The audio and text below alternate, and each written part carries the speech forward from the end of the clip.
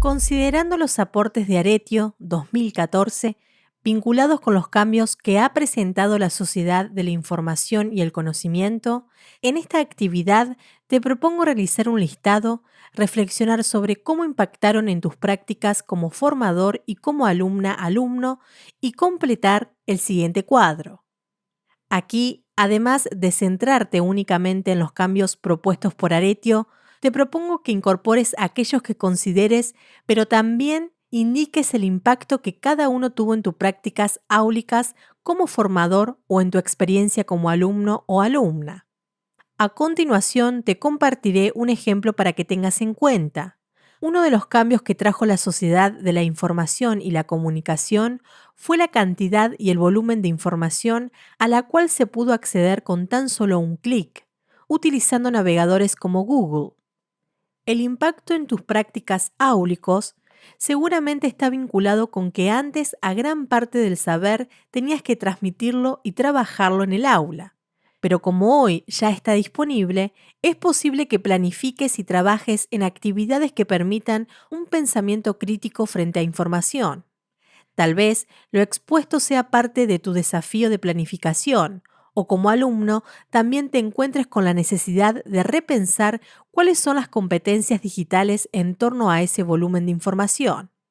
Comenzaremos trabajando el concepto de sociedad de la información y el conocimiento.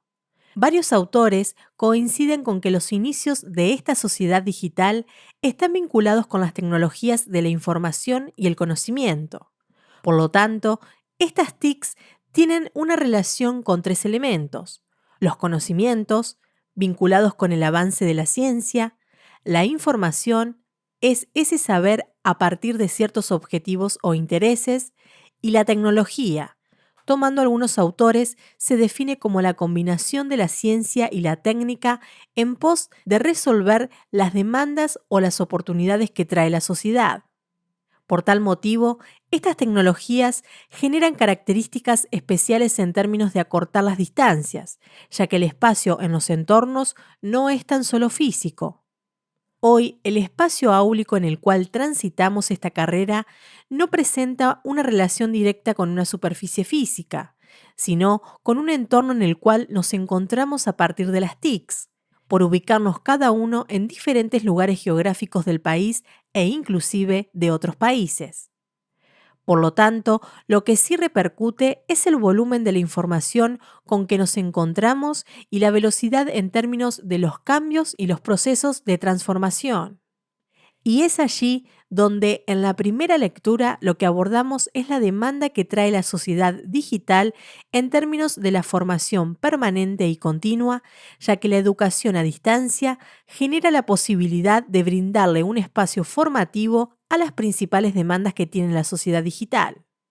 Por ejemplo, es posible que vos hayas iniciado tu carrera de licenciado en educación a partir de una demanda de profesionalización, de acercarte a nuevas prácticas innovadoras en educación, y esta modalidad distribuida te haya permitido compatibilizarla con tus compromisos laborales, familiares y demás.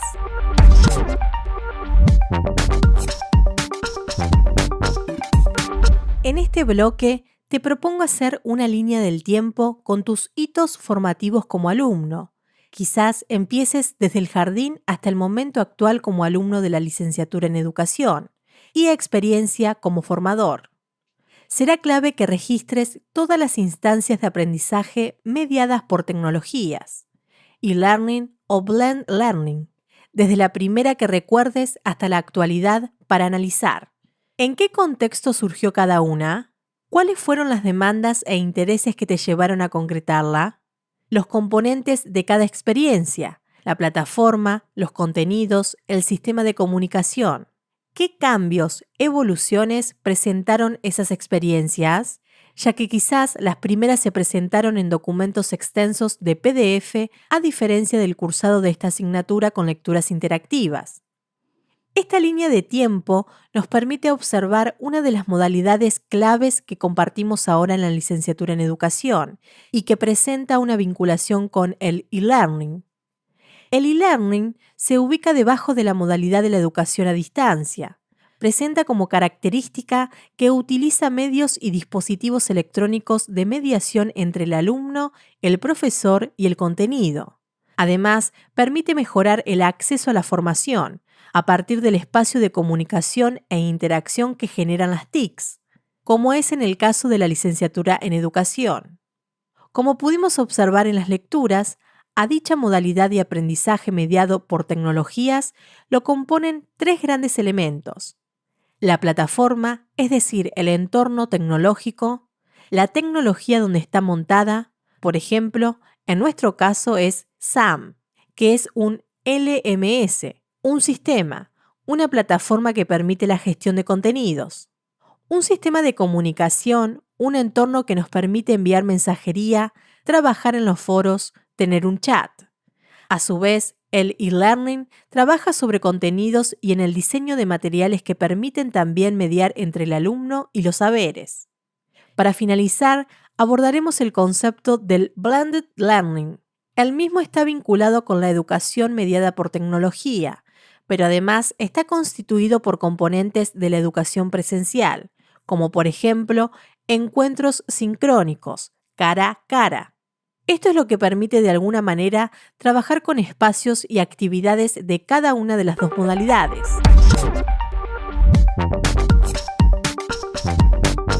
En esta instancia, retomemos la línea histórica del bloque anterior y te invito a que te detengas en la experiencia como alumno de la licenciatura en educación de nuestra universidad. Aquí necesito que recuerdes con qué juicios o prejuicios sobre la modalidad de educación distribuida iniciaste este recorrido, como así también el nivel de tus competencias digitales, es decir, en qué habilidades encontraste limitantes al inicio. La finalidad es que tras haber recorrido un tiempo en esta modalidad, compares la situación actual como alumno, señales si cada prejuicio fueron modificados e indiques cómo fueron evolucionando tus habilidades en la experiencia de aprender mediado por tecnología, para que puedas registrarlo en un organizador de información y luego reflexiones con tus pares. El e-learning convoca en el marco también de la sociedad del conocimiento y la información a las competencias digitales. Por tal motivo, el e-learning, que es un modelo pedagógico que genera un entorno de aprendizaje mediado, implica la posesión de competencias vinculadas con el dominio de las TICs y en especial de la gestión de la información digital. Es posible que, sabiendo que si colocamos un término en el navegador de Google, podemos hasta obtener unas 100.000 páginas para acceder, lo primero que nos preguntemos sea: ¿cómo abordo esa marea de información? Dentro de los autores que hemos abordado en la lectura, esa competencia digital nos permite trabajar dos conceptos: sabiduría digital, comprendida como la capacidad para encontrar soluciones prácticas y creativas a problemas humanos, en el marco de esta sociedad. Aquí es posible decir, más allá de lo digital y de lo frío de las tecnologías, hay un lado humano que es necesario. Sabio digital es aquel que puede combinar sus propias capacidades y habilidades con las potencialidades que ofrecen las TICs, independientemente de que si es nativo digital o inmigrante, puede hacer un uso humano de esa información y digitalización. Por lo tanto, nos preguntamos: ¿cuánto de sabio digital y de sabiduría digital demanda un formato como el de e-learning? A modo de cierre y resumen de este análisis puntual que hacemos sobre esta modalidad, comentaremos las oportunidades que les brinda el e-learning. Que el alumno asuma la responsabilidad de su proceso formativo con dedicación y esfuerzo. Que desarrolle las competencias vinculadas a este tipo de formación mediada por TICs. Que sea a conciencia de la necesidad de desarrollar este tipo de capacidades. Que los enfoques pedagógicos que sustentan propuestas formativas de e-learning sean coherentes con los objetivos, actividades, mediadores, etc.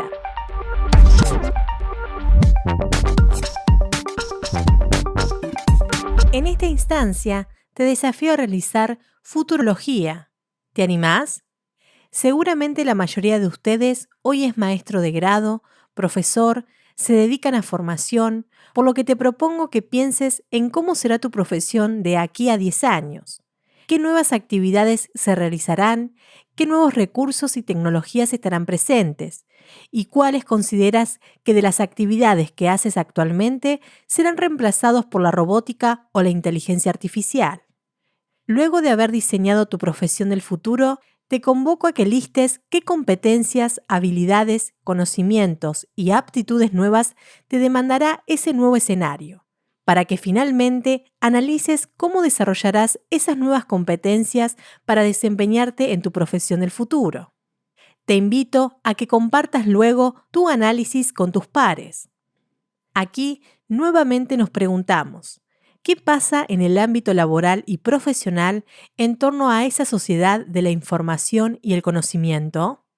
En respuesta a dicho interrogante, el autor Tony Bates dice que hoy la gran demanda de trabajo se encuentra en especial en aquellos ámbitos donde el componente es el conocimiento. Pero, ¿por qué en especial? Porque si bien comenta que la demanda también estará focalizada en la salud, los recursos, en la energía, en los medios, en las finanzas, considera que la mayor demanda será en conocimiento, ya que el resto, cuanto más manual y más mecánica sea la tarea, más rápido será reemplazado por robots e inteligencia artificial. Por lo tanto, frente a ese escenario, uno se preguntaría, ¿qué competencia es demandada o me será demandada por la sociedad actual? Y otra vez aparecen dos aspectos que venimos trabajando, como son la necesidad de la educación continua y permanente durante la vida y cómo esa educación a distancia en nuestra adultez se presenta como una oportunidad de formación que compatibiliza con nuestros compromisos laborales, profesionales y familiares. Para finalizar, comparto dos grandes ejemplos. Por un lado, Avon, que a través de la formación y learning les permite a sus líderes comerciales que están en todo el país una permanente profesionalización del rol. Y por otra parte, los programas de formación con los que hoy cuenta la universidad, ya que además de la formación de grado, pregrado y posgrado, las diplomaturas y los certificados brindan la posibilidad de resolver la demanda de formación permanente y continua.